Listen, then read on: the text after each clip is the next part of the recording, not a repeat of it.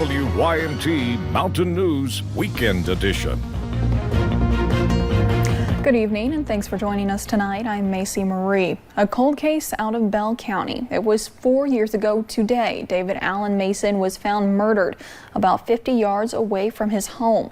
And today, WYMT's Lauren McCourt caught up with his mother, who says without answers, she feels trapped in a nightmare. 4 years ago, David Allen Mason's body was found under an old mattress and some wood. On the other side of his old boat right here, he was found. And every day since, the family struggles. It's just not at Father's Day or birthday or at the day they killed him. It's every day. 4 years without answers. I don't have words for it, how I feel. And without their sweet David. David was the rock of the whole family. He was the rock. The last time David's mother, Mary Cox, saw him, he was begging her to go to the doctor because she didn't feel well. I told him I'd be there in the morning. He said, well, I will be there in the morning. But he never got to show up. And when he didn't stop by to check on his mom, the family knew something wasn't right. He was there for his dad. He was there for me. Just 3 days later, his brother found his body about 50 yards away from David's home. And just threw him away like he was a piece of paper. A day Mary says will haunt her for the rest of her life. There's no going forwards. We want to, but we can't because we don't have him to. We don't have answers. After 4 years of praying for answers, and as long as I'm here, I'm going to fight it. Mary says she will continue fighting for justice. Maybe someday. In Bell County, Lauren McCourt, WYMT Mountain News. If you have any tips or information about David Allen Mason's death, you can contact Kentucky State Police. And people heading southbound on I-75 tonight in Laurel County are going to experience some slowdowns. Dispatchers tell us southbound lanes near mile marker 43 are closed due to a crash.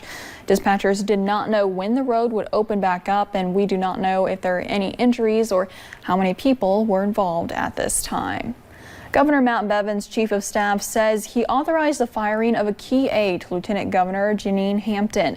Black Brickman said in a statement on Saturday to the Courier-Journal that he authorized the firing of Adrienne Southworth, saying she repeatedly demonstrated poor judgment.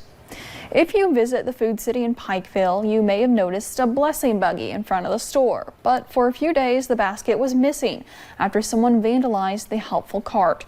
WYMT's Marianne Fletcher talked with the store manager today to learn why this everyday item is so important to the community. One simple donation can go a long way. We try our hardest to help any way we possibly can in the community. Tammy Schoolcraft is an assistant store manager at Food City. I've been here 31 years myself, and if we can help any way, we do. Whether you call it a buggy or a shopping cart, this basket plays a role in that. The Blessing Buggy was created to help the blessing boxes throughout the community. But recently, someone vandalized the buggy, cutting off the signs. It is terrible to think that someone could do such a thing. Food City employees didn't let the thief take their power to help.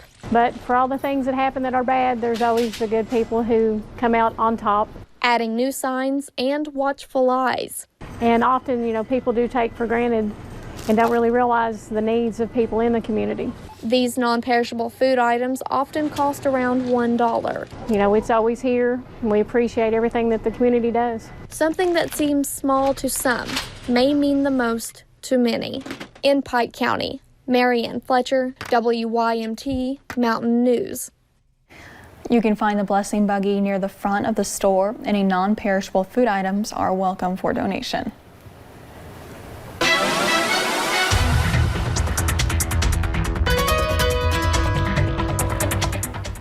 We're starting to see those afternoon showers and thunderstorms pop up across the region. Let's go ahead and take you outside right now, outside of our WYMT studios, where we're seeing plenty of blue sky. However, the skies are getting dark just to our southwest with a pop-up storm near Hayden. So we're going to continue to watch those pop-ups as well as a bigger cluster of storms to our north. Now, the severe thunderstorm watch is in effect, and it goes until 11 p.m. So just be mindful of that. It's mostly for our northern, northwestern counties. So we are expecting those storms to move through as as they are on radar right now. You can see that here. Pinpoint Doppler showing those stronger storms to our north, right through Lexington right now, just moving to the east. Now these are moving towards Rowan County, towards Moorhead. So Interstate 64, traveling that anytime soon is definitely going to be a soggy one. We're going to see those isolated pop-up storms to the south. Then that cluster, we're going to continue to track that to the north. Temperatures around the region definitely very warm. We're into those low to even upper 80s in some places, into the Cumberland Valley. London at 88 right now, and those winds cranking out of the southwest, very strong, especially into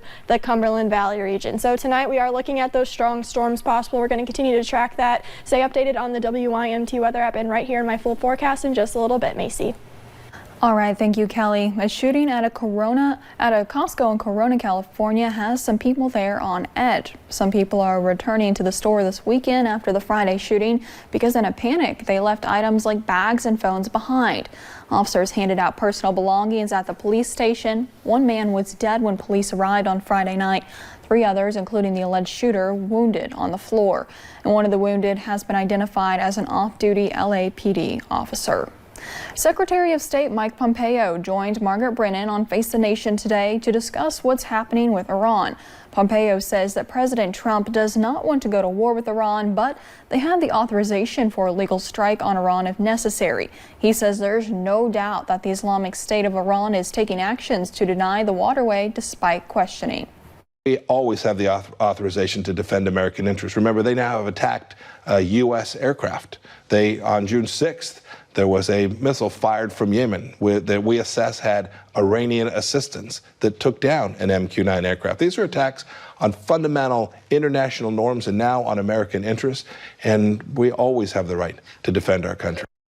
And Pompeo, not the only one weighing in on the issue. House of Representatives Minority Whip Steve Scalise had this to say about tensions. The president is making sure that he's protecting American interests. I don't want to see it escalate, just like I don't think anybody else does, but we have to stand up to Iran. This is one more example of why we need to be concerned about their actions.